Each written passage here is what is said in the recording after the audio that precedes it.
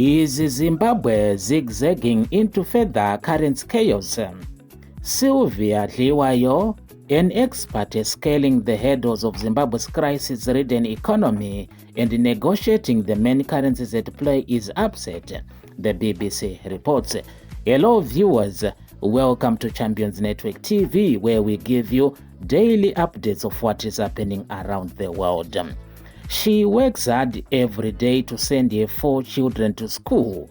Waking up at 4 o'clock most mornings, she heads to the main market in Mbare, in the capital city Harare, to buy maize, peanuts, donuts, eggs and buns to sell at a neighborhood street store. From tomatoes to avocados, pots to second-hand clothes, Mbare is a hub of commerce, and the traders there set the prices, which change daily in the fluctuating economy. What has angered Ms. Dliwayo and other traders in the latest move by the government to introduce a new local currency? They gave us no warning. We save their useless money, and overnight the notes are worthless, she tells the reporter. Known as the ZIG, which stands for Zimbabwe Gold, it was introduced a month ago and replaces the digital RTGS currency and cash bond notes. The move is supposed to help tackle inflation and hyperinflation, a disease that has plagued Zimbabwe for the last 2 decades. This led the government to abolish the Zimbabwe dollar in 2009, and ever since, most people have been using the United States dollar. Just before the ZIG was launched, I could buy a packet of peanuts from Ms. Dliwayo for 50 cents or 40 pounds or Zimbabwe dollar 2,500 bond notes. But when Reserve Bank Governor John Mushayawanu gave Zimbabweans 3 weeks to exchange their bond notes, they lost what little value they had immediately. The bag of peanuts shot up to 40,000 Zimbabwe dollar, though by then Ms. Dliwayo only accepted payments in US dollars. Traders like to use the local currency to give customers change, as there is a shortage of United States dollars coins.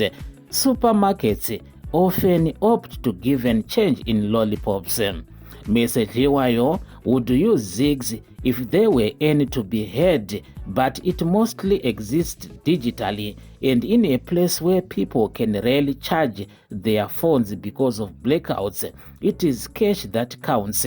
The new money is still not available. It's only on people's phones and in bank accounts. Everything, absolutely everything, is still in US dollars. Mr. Mushayawanu struck a defiant attitude in early April when introducing the gold-backed currency, saying it was done on World Bank advice. If you are going to blame me, you are actually blaming the World Bank, he said, urging Zimbabweans fed up of seeing their money disappear from one day to the next to have patience. Maybe they didn't advise us properly, and if they did not advise us properly, it's fine. Let's refine it. But given that this is the 6th time the local currency has changed in 20 years, Zimbabweans' lack of confidence is understandable. The Zimbabwe dollar, whose highest denomination at one time was 100 trillion, has morphed into bearer checks, agro checks, RTGS, and bond notes. A local independent Sunday paper, The Standard, bemoaned the lack of publicity over the sudden currency change to ZIGs, as phone companies, supermarkets and public transport all ceased to accept the previous incarnation bond notes as legal tender. Tourists have found themselves unable to make payments by Visa, as the uncertainty over the ZIG's true worth has rendered their cards unusable while the recalibration continues.